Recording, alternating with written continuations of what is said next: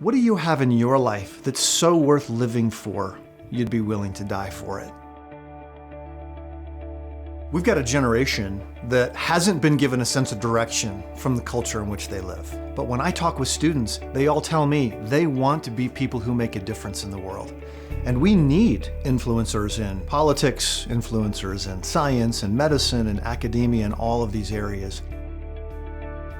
At Summit, we understand that truth is a person and that relationship is the way we really grow into being the people God designed us to be, the influencers God designed us to be.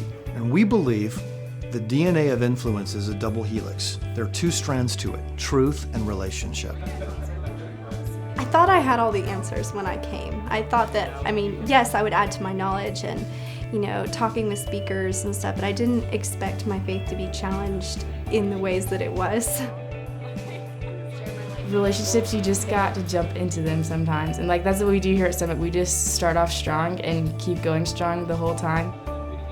We want to have our programs in a really relational context with lots of mentoring in small groups and students feeling safe to ask their big questions. But we also focus on truth. In a world where truth really isn't all that important, we bring in world-class philosophers and ethicists and theologians and economists who help the students grapple with reality.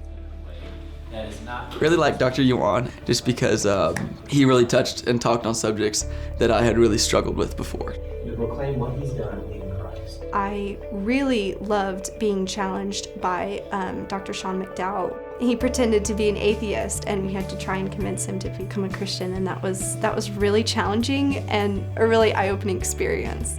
One of the themes across all the lectures, whether it's homosexuality or atheism, Islam, transgender, has all been we get to love people.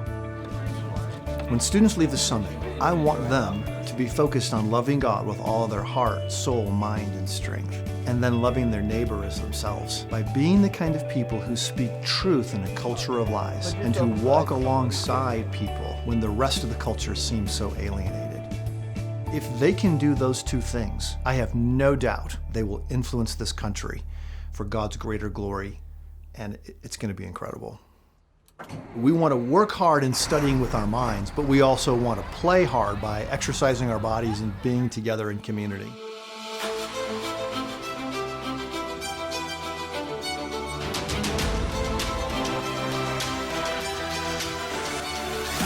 Rock and roll. I did Pikes Peak, which was tough, but it was definitely worth it when we got to the top. My first time ever ziplining, and it was so fun. I loved it. I went to the zoo the other day, and that was so much fun. I really liked seeing the giraffes. That was my favorite part. Laser tag was definitely a lot of fun. It's not what I expected at all. It was actual hardcore laser tag. I went whitewater rafting for the first time. It was really fun with all the guys out there.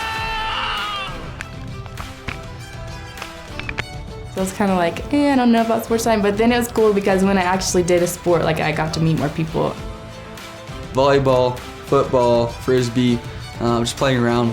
We just have a lot of fun.